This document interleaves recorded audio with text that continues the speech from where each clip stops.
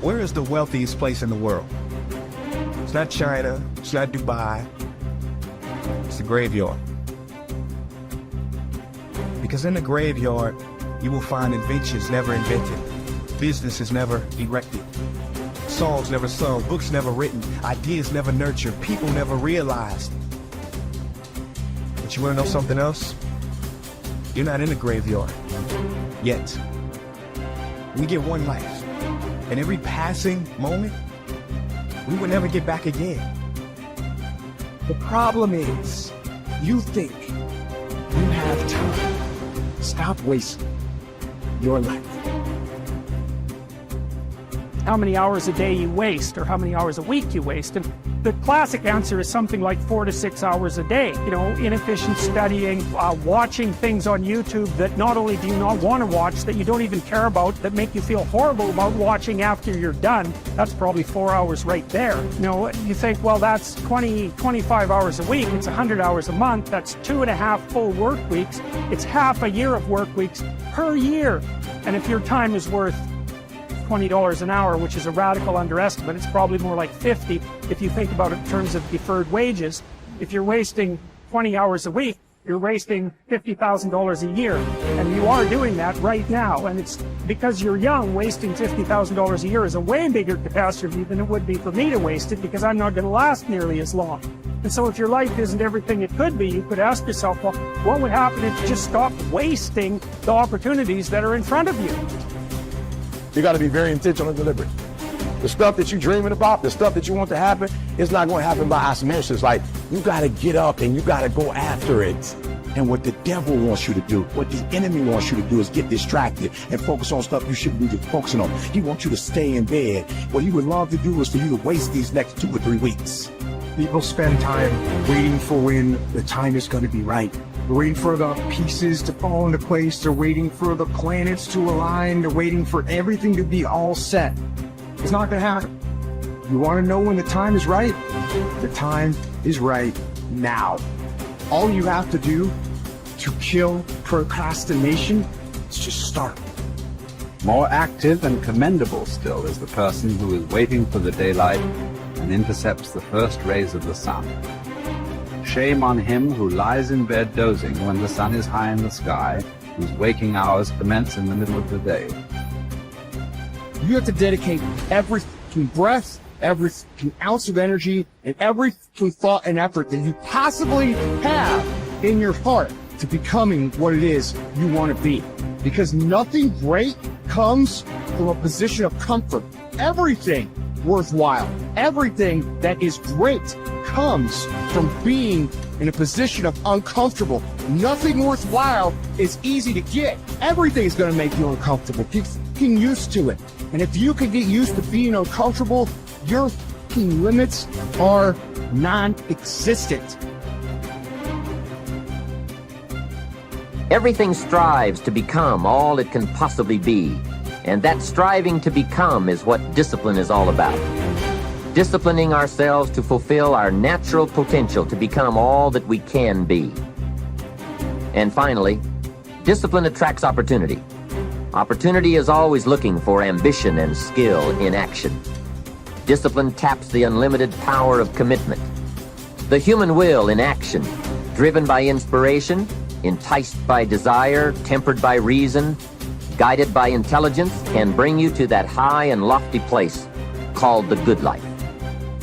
Discipline, those unique steps of intelligent thought and activity that put a lid on temper and a faucet on courtesy, that develop positive and control negative, that encourage success and deter failure, that design lifestyle and control frustration, that enhance health and curb sickness, that promote happiness and manage sadness. Discipline, the start and the continuing process that brings all good things. And remember, anyone can start the process. It's not if I could, I would. It's if I would, I could. If I will, I can. So start the new process. You can begin a new habit no matter how small it is. Small isn't important. Whether or not you start and whether or not you continue are all that is important. And don't be deluded by an affirmation. Only affirm what you are truly prepared to do. Many of us delude ourselves with our words into believing that we're making changes and making progress, when in fact our daily activity is taking us in the exact opposite direction of our affirmation. Why would you walk in the opposite direction of your dreams? The man dreams of wealth and walks daily towards certain financial disaster. The man wishes for happiness and thinks the thoughts and commits the acts that take him to certain despair. So to have a prosperous life, start a prosperity plan. To become wealthy, start a wealth plan. Remember, you don't have to be wealthy to have a wealth plan. A person with no means can have a rich plan. If you are ill, start a health plan. If you don't have energy, start an energy plan. If you don't feel good, start a feel-good plan. If you're not smart, start a smart plan. If you can't, start a can plan. If you haven't, start a have plan. Anyone can. Even a bad person can start hearing good messages and reading good books. Recognize that the start of the better life, the happy life, the wealthy life, is today. This is exciting. Both the process and the result can begin today. Start the new journey today. If you think of a new idea, today is the day to begin the discipline of putting that idea into action. Set this day up as a long, busy, exciting start for your new life. Get your first book for your new library today. Begin your new practice of setting goals today. Start clearing out a drawer of your new orderly desk today. Start eating an apple a day on your new health plan today. Put some money in your new investment for fortune account today. Start reading with intensity for your new wealth of mind plan today. Write a postponed letter today. Make a delayed telephone call today. Pick up your camera and take a picture of something to start your new treasury of photographs today. Get some momentum going on your new commitment to the better life. See how many activities you can pile on in this first day. Go all out. Break away from the negative downward pull of gravity. Start the thrusters going. Prove to yourself that waiting is over, hoping is past, and that faith and action have now taken charge. It's a new day, a new beginning for your new life. With discipline, you can't believe the list of positive moves you can make in the first day of your new beginning. What have you got to lose? Only the despair and fear and guilt of the past. Only the dissatisfaction and unhappiness and lack of fulfillment of the past. Only the frustration and low self-esteem of the past. Don't let yourself forget how many doctors have died, furrowing their brows over how many deathbeds, how many astrologers after pompous forecasts about others' ends, how many philosophers after endless disquisitions on death and immortality, how many warriors after inflicting thousands of casualties themselves, how many tyrants after abusing the power of life and death atrociously, as if they were themselves immortal. How many whole cities have met their end?